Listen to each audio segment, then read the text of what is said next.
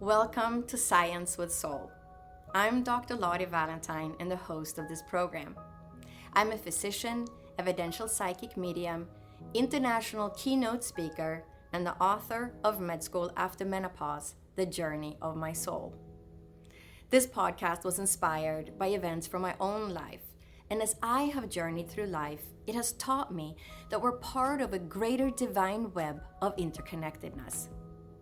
I have walked the path of illness, healing, and transformation, and after experiencing 2 near-death experiences, I became clairvoyant, clairaudient, and clairsentient, and I was guided to attend medical school at the age of 54. In this podcast, we will meet many different types of doctors, healers, spiritual leaders, educators, and other interesting souls. And it is my hope that you will gain information from this podcast to help create a path of healing your own life physically, emotionally, and spiritually, and bridge the gap between science and soul. Welcome to Science with Soul. I'm Dr. Lottie and the host of this podcast. Today, I am so honored to introduce P.M.H. Atwater L.H.D., who is one of the original researchers in the field of near-death studies, having begun her work in 1978. She has written 18 books on the subject.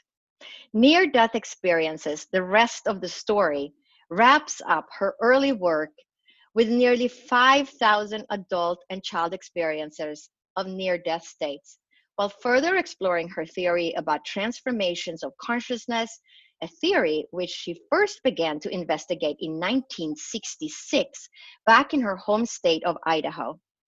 Some of her findings in the near-death field have been verified in clinical studies, among them the prospective study done in Holland and published in Lancet Medical Journal 12/15/01.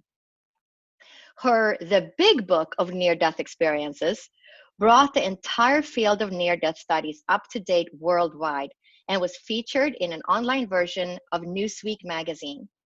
Her The New Children and Near-Death States, along with the Forever Angels, Near-Death Experiences in Childhood and Their Lifelong Impact, turns around what we thought we knew about child experiencers. Dying to Know You, Proof of God in the Near-Death Experiences, stand alone as a summary of thousands of experiencer voices, their words, their truth, their wisdom, the People's Book. In 2005, she was awarded the Outstanding Service Award for the International Association for Near-Death Studies and the Lifetime Achievement Award from the National Association of Transpersonal Hypnotherapists, as well as an honorary Ph.D. from a school in Sri Lanka. In 2010, she was also awarded the Nancy E. Bush Award for Literary Excellence and the Lifetime Achievement and Special Services Award, both from IANS. She has presented her findings for many organizations and schools, including twice at the United Nations, and as a guest on such TV shows as Heraldo, Regis and Kathie Lee, Larry King Live, Sally Jessy Raphael, and Entertainment Tonight. She has been a guest on hundreds of radio shows, including several with George Noory and one with Art Bell. Her books have been published in over 12 countries. In April 2018, she won the 2017 Silver Nautilus Award in honor of her recent book, A Manual for Developing Humans, for offering a potent and powerful message for today's world. A generational researcher as well, she summarized the changes now occurring in the human race. In Children of the Fifth World, a guide to the coming changes in human consciousness and beyond the indigo children. Her own story as an experiencer of near-death states, I Died 3 times in 1977, the complete story, is available at Amazon.com. She became a researcher in the field of near-death studies because of what she was told to do during her 3rd NDE by a voice she came to call the voice like none other. That voice also told her to write 3 specific books. The first was not named, but could have been Coming Back to Life. The second is future memory, and the third, a manual for developing humans, which she recently won the Silver Nautilus Award.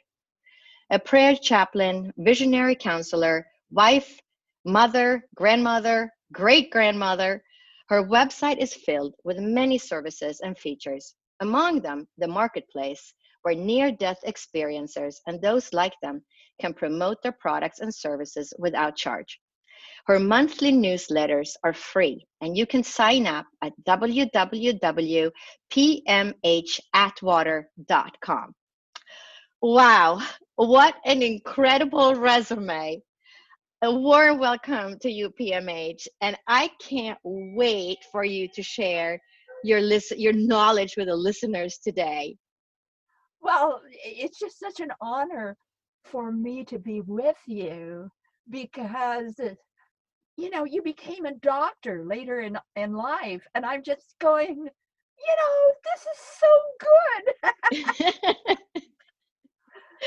What NDEs do to us. I can't wait for you to share all your knowledge and years and years and years of research talking to thousands of people who have had these experiences.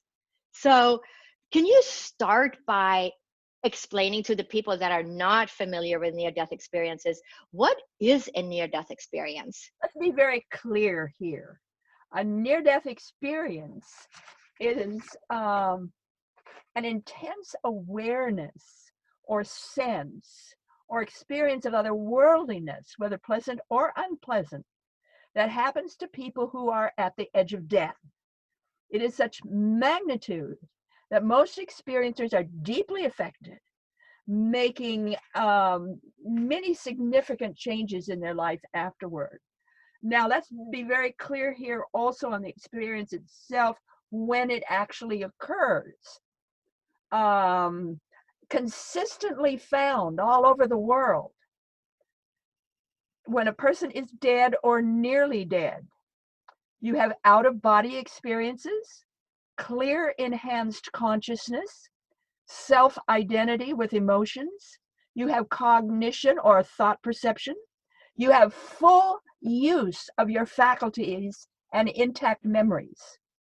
So we've got an individual here who is, we think they're dead or nearly dead, and they're probably up on the ceiling watching you and hearing everything that you say. So we're looking at a particular anomaly here, and that's what it is. That's what it is. That confounds the medical community. And finally, after all these decades of research, the medical community is finally willing to recognize that these exist, how they happen, and we're hoping they find out more and more and more about them that will help the experiencer ever so much. Of course, the big puzzle is the family. And how does the family handle someone who is not the same anymore? All of a sudden, they're different. They're different. So tell me what happens to these people that have had a near death experience. What are the after effects, some of the after effects that happen? Well, let's talk about the experiences themselves first of all. People can have, I found 4 different types. I call the first one the initial experience. That's usually something very quick and fast, something like an out-of-body experience, or the friendly dark, or the loving nothingness, and that affects them so much that they make significant changes in their life afterward. Children have a lot of those.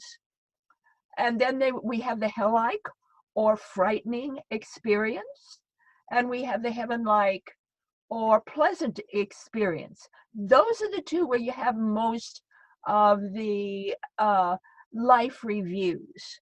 Mm-hmm. So the unpleasant, we can have the gargoyles in the dungeon kind of thing, but usually it's people who are in an area that's very barren, for instance. They might be in another area filled with a lot of people just staring at them.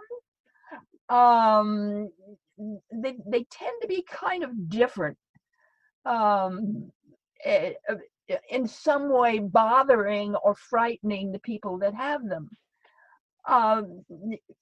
Conversely, those that have the more heavenly or pleasant kind of experience, that sort of matches all the movies and books you've ever seen, except not only that, but maybe 48% of the people have that. In other words, not 50%. Right. And the last one, I call it the transcendent experience. And people who have this one come back really dedicated to making a significant change in not only their life, but in the world at large. They're often shown all of history from beginning to end. So it's a really in-depth kind of experience. Wow. And so those are the typical different kinds of experiences that people have. And then what happened? Why would the family not, you said the family might not even recognize them afterwards. So the changes that happen with these people must be quite dramatic. They are. Either they're dramatic or the individual is very quiet about it because they don't want to upset anybody. If they talk about it, maybe the family will make fun of them, not believe them in some way. It can be a real scene. It can be real different. Let me give you an example. There was this woman in Arkansas.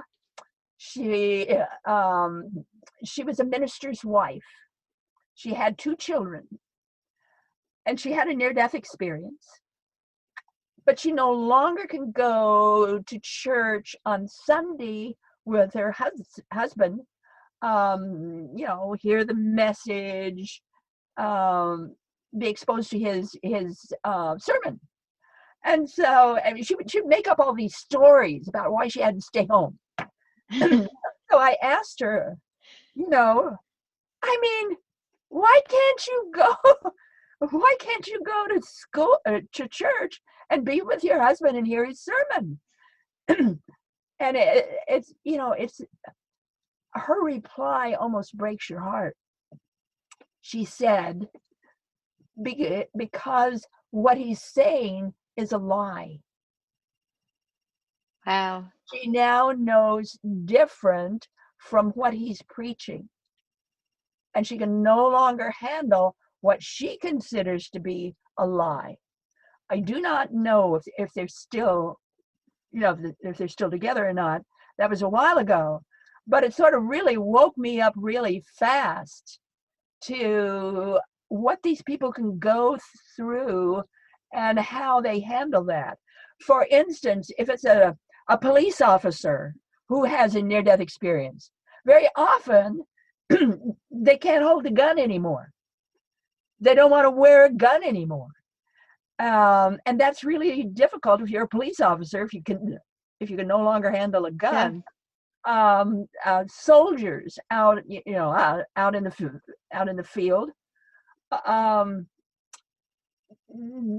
they can no longer handle.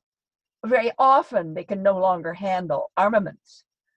So it can, people often make changes that seem odd or frightening to the rest of us, but to them, it's like, I have to do this because I can't be like I was before, because they now know a different reality, even if they just had an out-of-body experience.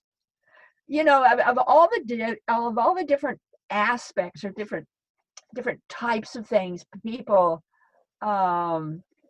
encounter, the number one is the out-of-body experience. I'd say well over 60, 65%, maybe 70% of the people, adults and children, will have an out-of-body experience. But there's something about the out-of-body experience in and with a near-death phenomenon, that is to say, it's far more intense. You cannot tell the difference between that kind of out-of-body experience and wide-awake life, and everyday life. You can't see any kind of difference. So many people have that. A lot of people then are greeted by this incredible light. Adults say that is so bright and so powerful. It's like 10,000 suns, and instantly you're fried, but there's no pain. And then this another frequent one is being met by loved ones who are on the other side. They come to greet you sometimes, not always, but sometimes. And it's amazing how many animals are in these, are greeters. Like, for instance, your favorite dog or your favorite cat. A lot of people have birds.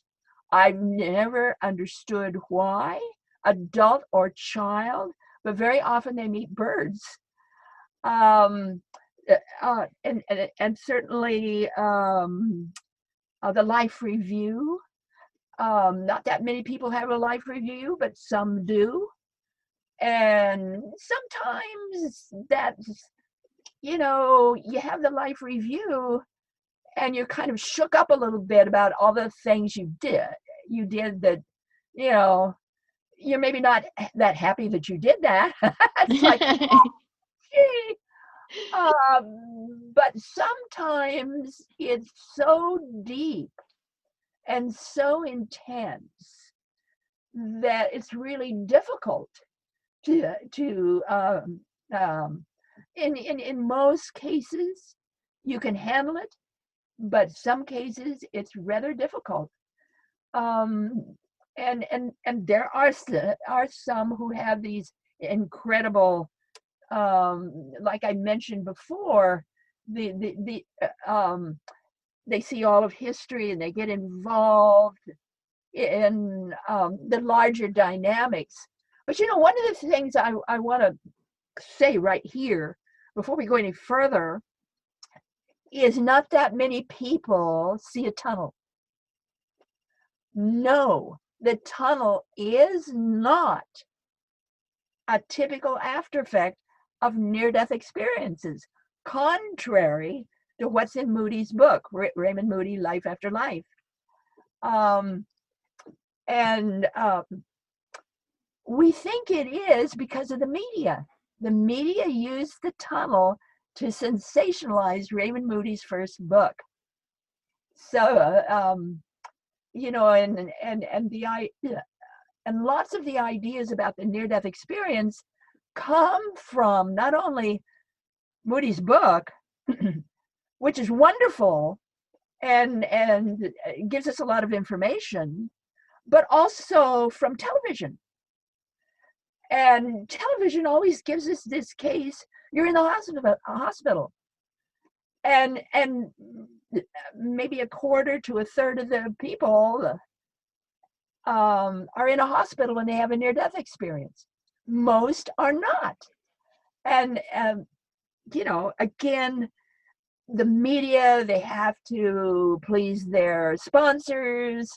They have only so many minutes to do their show. They have only so much money. So they design a near-death experience that is happening in the hospital when, in fact, most of them do not happen in hospitals. Let's hope that there is some movie producer that's listening to this and allows people to have a near-death experience in a lot of other situations. Yeah. So So you're saying that, everybody that hears, that I had a near-death experience, they always ask, did you see the tunnel? Did you see the light at the end of the tunnel? Because like you said, it's been stereotyped by the media. So can you give some examples of how, what happens when people have a near-death experience? What are the different type of scenarios, and what do they experience? Happy to. This is in late October. It is the dark of the moon. The fellow is outside of Portland, Oregon. He's driving along. It's nearly midnight. There's been a temperature inversion. So there's a lot of, moisture in the air, but there's been a temperature inversion. So therefore, there's suddenly black ice. He did not know that. So he's traveling much too fast for the condition, hairpin curves, and loses control of his car, smashes into a great big tree. Now, his words, he floated up to the top of the tree and looks down and sees his right arm has been cut off, and is bleeding heavily. He doesn't want his body to die. So he looks around from the top of the tree for anybody he can go to for help. And on a ridge a ways away, there's a 2-story house, and there's a light on in the upper right-hand corner window. So again, he goes to the house. I don't know how he got there. He just goes to the house, and he looks in the window. So his soul basically is sort of flying over there, because his body is stuck in the car. His body is bleeding out, right, in the wreckage. So whether you want to call it his soul, his essence, we don't know. But he goes over to the house, and he sees a man inside. So he starts yelling and screaming, "Call the police, there's been an accident. Call the police, there's been an accident." And interestingly enough, the guy inside heard him, physically heard him. This is not ESP or any of that other kind of stuff. He hears the man, and he looks out the window, and he sees this fog jumping up and down, and he says, "Fog doesn't jump up and down." And so he goes right away to the telephone, calls the police, and then he grabs a flashlight, goes downstairs, and goes outside, because he has no way of knowing where the accident is. So he searches and searches, finds it, and is there to direct the police and the rescue crews. Now, the man is of course very badly injured. They were not able to reattach the right arm. He is an artist, a right-handed artist. So, having that arm gone is a big deal. He is blind after the experience. He's in the hospital for almost 3 months because, this is a real big case. And his eyesight suddenly comes back. So they call the investigating police officer. They call the man in the house. And the fellow, once he got his eyesight back, he wanted paper and pen. And with his left hand, he drew a picture of the accident scene. So they call in these 2 guys. They look at the picture, and they say it is so accurate. It is as if a photograph of the accident scene. It's just one of those big wows. Like how did that happen? And then we have hot shots from hell. You're going to be, you know about hot shots. These are firefighters, and they were, I think it was Arizona, I'm not sure, and they were out, fighting this fire, and the fire creates its own weather. So the fire had suddenly surrounded this crew. I think maybe like 20, 25 people, suddenly surrounds them. So they right away pull out their, blankets to protect themselves and crouch down. But by then, all of the oxygen was sucked out. So fortunately, there was another crew not too far away that was able to get to these people, drag them out, and they were rushed to the hospital. Now, the investigating crew and the medical crew then began to talk with each one at a time. They all saw each other rise out of their bodies. And they talked to each other once they were out of their bodies. And the crew chief said to Jose, "Look, Jose, your foot isn't twisted anymore." He was born with a twisted foot. He said, "Your foot isn't twisted anymore." And they went on to have near-death experiences. What's so incredible here is that we have a case whereby we've got a crowd, lots of people, all left their body, and they could see each other outside of their body. They could talk to each other. They knew what was happening to each other. I mean, that's incredible. We have lots of cases like that. We could go on, and I could go on and on and on giving you these kinds of things. It's just, I mean, it's incredible for people. I mean, I had my own ND, so for me, it's not hard to believe. But before I had my ND, I was an atheist. So for all of you people that are questioning, these are just some great stories that just shows that the soul survives the body. We're still us when we're outside the body, just like these firefighters. Well, let me give you the case of Margaret Fields Keene. Margaret was a first grade teacher. She was not married. She had a daughter, and she raised horses. She was a gardener. She developed phlebitis, really bad, both legs, rushed to the hospital, and had emergency surgery. They lost her during the surgery. I don't know how long she was out, but I'm going to say maybe 5 minutes, maybe 8 minutes. Really quite a while. And what her experience was that she was in this green area, green grass, green trees, green bushes, and there was a river right in front of her, and lots of greenery. And there was a voice then that spoke to her from the other side of that river. And that voice said, "You are to become a healer, even in darkest Africa." Well, then she's conscious now, and the fellow next to her in the recovery room on a gurney like she was screaming and yelling and crying. He was in so much pain.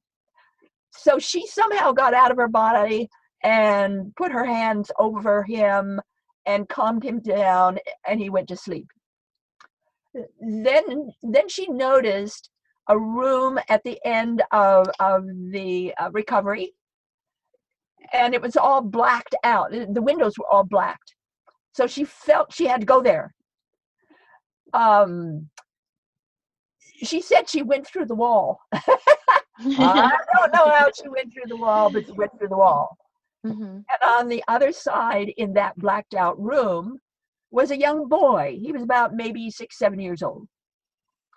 And according to her words, he was a white boy burned black. So we're talking about a major burn victim. Mm-hmm. She sat on the bed. He could see her perfectly. He could hear her perfectly. She introduced herself, and she talked about death. There was nothing to fear. he was concerned about his parents. She said, they'll be able to handle it. You don't have to worry about your parents. So she spent quite a bit of time counseling the boy, and then she went back to her body. Now, a month later, she's out of the hospital, but she's in a wheelchair. She's at a horse show. Her daughter is riding her favorite horse and wins. So there's, the loudspeaker, giving the daughter's name, and she's the daughter of, and then there's this big flurry of action of two people trying to get to Margaret sitting in a wheelchair. And they came up to her and they said, we've been looking for you all over everywhere. Our son told us all about you, and we want you to know that he was able to die pleasantly, easily, with no pain, and we're able to handle his death, his experience, because of what you told him and that he told us, and we are so grateful you were there to help our son. Well, how do you Wow. explain that? Right. How do you explain that? This is Exactly. the way near-death cases are. Right. And almost invariably, people come back either in love with God or aware of the higher purpose, a higher being, that there's something bigger and greater than we are, and that is blessed and purposeful and loving. Yeah. You have talked to so many people, thousands and thousands of people, and heard their stories and done all the research. In your book, Near Death Experiences, the rest of the story, what is that book about? Can you talk a little bit about that? Well, that's primarily my research style, what I did.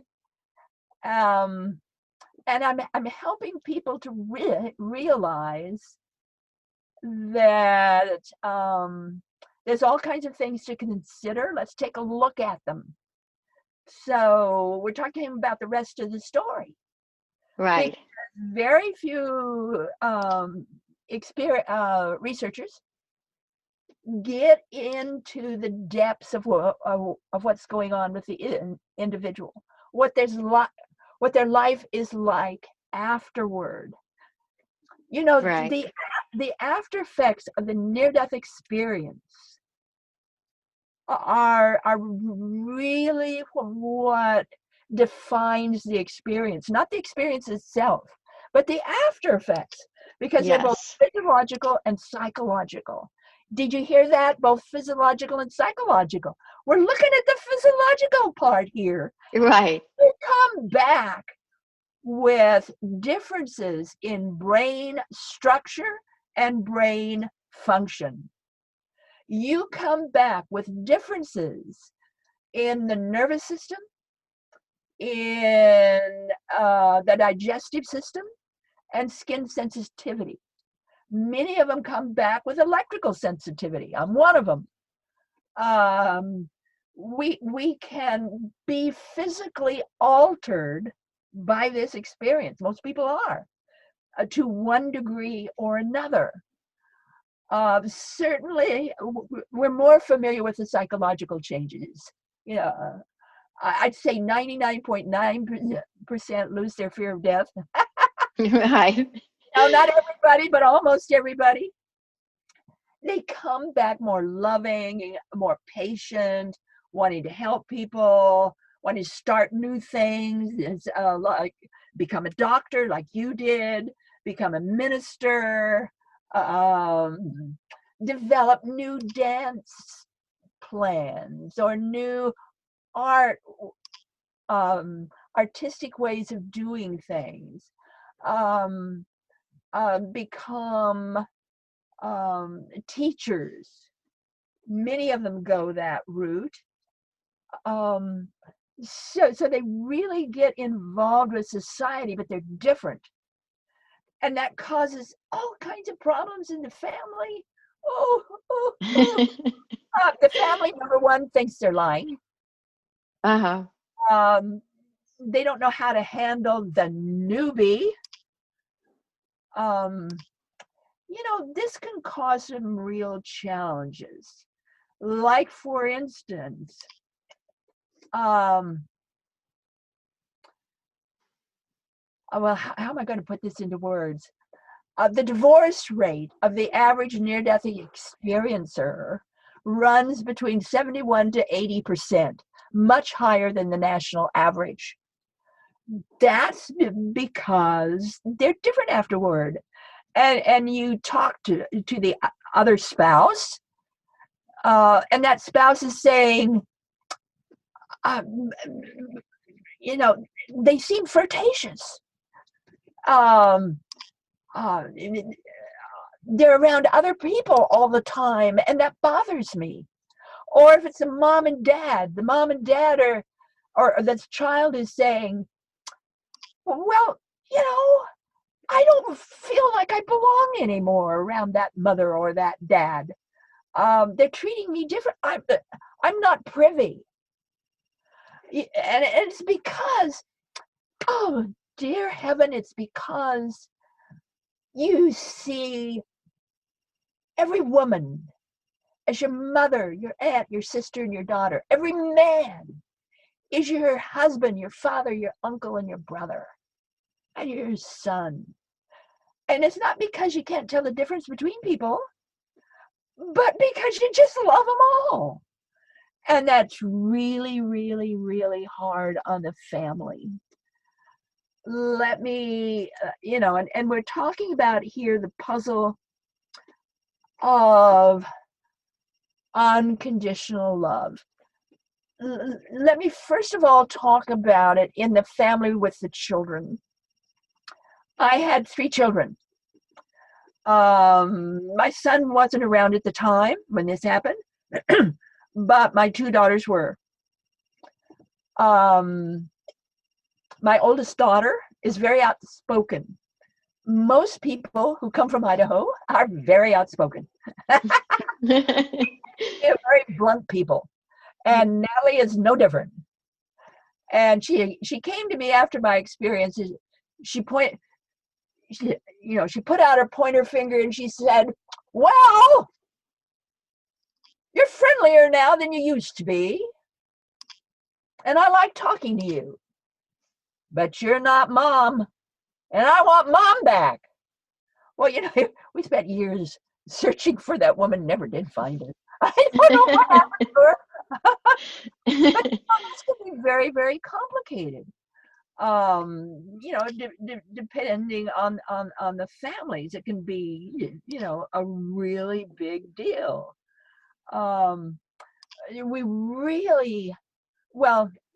Before I get into that, let me give you another case. This is a man, late 40s. He's selling real estate. He's in Southern California. Second marriage. Seems to be very successful. Has several children by that marriage. With that marriage, has a near-death experience. And he says, I'm just so filled with love. I love my wife more than I thought I could ever love anybody. I love my children more than I could ever thought I could love, and my boss and my coworkers and the people who come to me and say, I just love them all.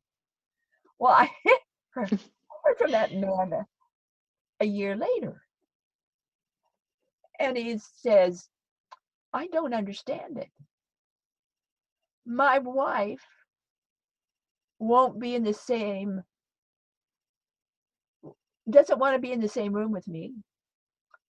My children don't want to be around me. My coworkers turn away.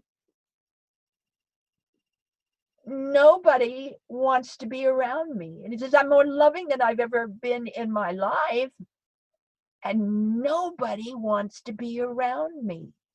I don't understand why. So he walked out of his life, never went back. I don't know what happened to the man. This business about love and unconditional love, it's absolutely true. We all come back more loving.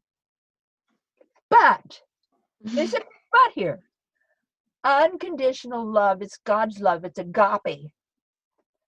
It's where you love everybody, and you love everybody equally. And that's hard to handle when you're married, when you have children. How do they understand you? How can they appreciate what's happening to you? One of the things we recommend in the International Association of Near-Death Studies is that you sit down with your family and share your experience. And the family listen with open mind, that they don't draw any conclusions, that they just listen with an open mind and an open heart. And many times when they do that, then they kind of start to understand. And pretty soon, it gets to be a little easier, and there's not so many negative things that are going on in the family. One of the things I say to experiencers, because it's the mountaintop experience. You want to get on top of the next roof, and you want to yell to the world, there's no death, God is. You just want to, you have this different vocabulary, and you just really want to tell people. And what I advise experiencers is, remember the first rule of discipleship: don't freak the natives. Yeah, they can quit if you do, or have problems. Yeah. So work it out. Yeah. Among the after effects, 3 to 4 in the morning, most of them wake up at between 3 and 4 in the morning. And that's when melatonin levels peak in the pineal gland. That's the conversion of light waves into energy. It's a deeper function of the pineal gland. It peaks with the production of DMT, the spirit molecule. That's the time of the Schumann waves within the earth. It's called the base frequency of the earth heartbeat. And it peaks during that time. So it's like we flow into the earth's heartbeat. That's the time when most crop circles around the globe happen. Medically, it's called the hour of the wolf. It's associated with congestive heart failure and other types of diseases and problems. Creatively, it's called the hour of the muse. That's a great time for inspiration, uplifting ideas, innovative art, understanding. And of course, 4 p.m. is the first prayer of the day for our Muslim brothers and sisters. So it's almost like the after effects, you become more in tune with the earth, earthy. Become more in tune with the way the earth works and the basic frequency of the earth and the basic rhythms of our planet. It's just like you begin to fall in order with that greater order. Wow. So there's so many different types of physiological after effects that people might not even be aware of. And I know you mentioned electrical interference. What do you mean by that? Electrical interference? Electrical sensitivity. Um, Many will walk by street lights, let's say at night, and the street lights will go pop, pop, pop, pop. They'll pop up street lights or They'll bathroom lights. blow out the lights They or blow they'll up blink. the lights, absolutely. Yeah. With me, I would smoke up microphones, tape recorders. I learned to stay way away from them. One of the things I did with my own is, using a computer, I entered my computer and become one with my computer, and I can talk to my computer. I can get into all of the circuitry and talk to my computer. And while I'm there,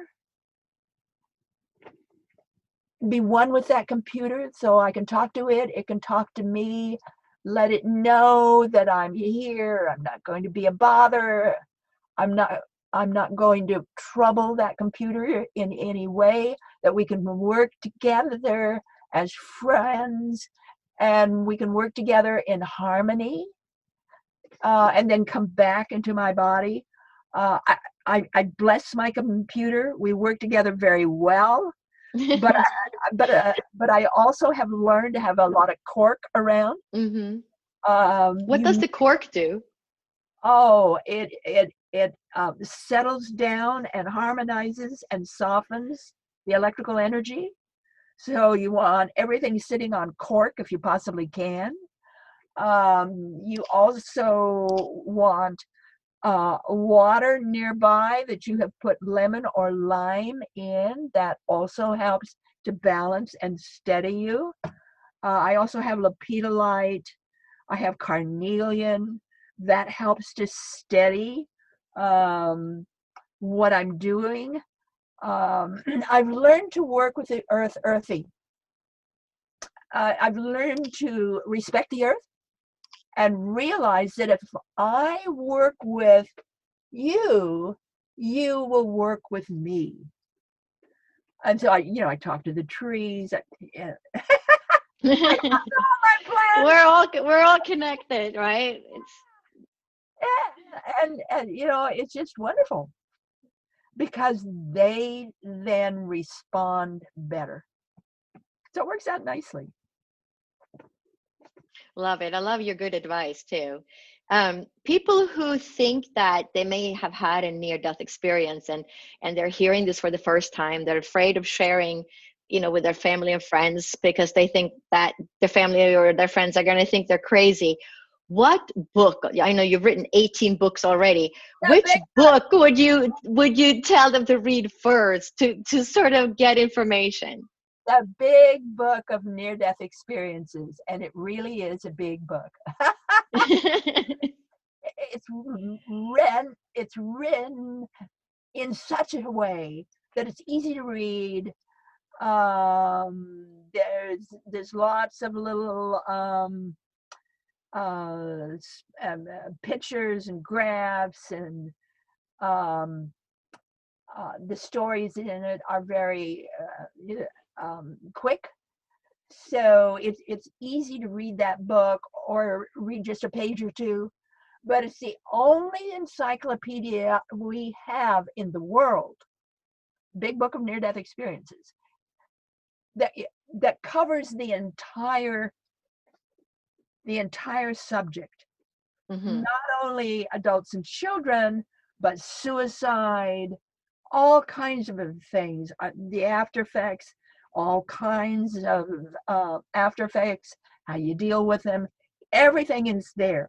Pictures, graphs, cartoons. And the big book, a number of years ago, I gave my copyright on that book to the International Association of Near-Death Studies. We lovingly call it IANS because of its initials, because I want them to get the money to keep their organization going, to be able then to reach more and more people in the world, not just in the United States. So if you buy the big book, know that that money is going to IANS, and they get the copyright. They have the copyright, so they get the royalties. That's great.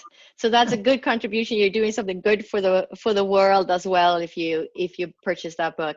How can people sign up for your newsletter and stay up to date with everything that you have going on?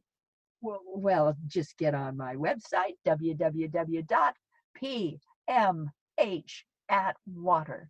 So all you have to have, www.pmhatwater.com. There's all kinds of sections in my website. You want to go to newsletter if you want to sign up for my free monthly newsletter. By the way, it's only for the curious. You know, if you're not curious, you don't want my website. You don't want. She has a great newsletter, so you guys should all go sign up for it. And you always have great information. There's an archive, so you can go back. Sure. Absolutely. So I am so thrilled that you have, spent time with us today and share all your knowledge. And all you listeners, if you've enjoyed listening to PMH today, make sure you're subscribed and stay tuned, because we have another upcoming episode with PMH where she will be talking about her book, The Forever Angels, Near-Death Experiences in Childhood and Their Lifelong Impact. So stay tuned, because that is going to be upcoming within the next couple of weeks. So make sure you stay tuned and go and subscribe to her newsletter as well. So I want to thank you, PMH, so much for coming on our podcast today and sharing all your wisdom with the listeners. Oh, well, it's been fun. It's been a joy. Thank you. Ricky, I can't wait to have you back and discussing the Forever Angels. Bye-bye. So thank you so much. I hope you enjoyed listening to this episode of Dr. Lottie, Science with Soul. Make sure you are subscribed so you will be notified of new episodes as they become available. To book a session with me, or to sign up for a workshop, or to see me as a physician, please visit drlottie.com or divinespiritualessence.com. My book, Med School After Menopause, The Journey of My Soul, is available online at Amazon as well as other online platforms worldwide.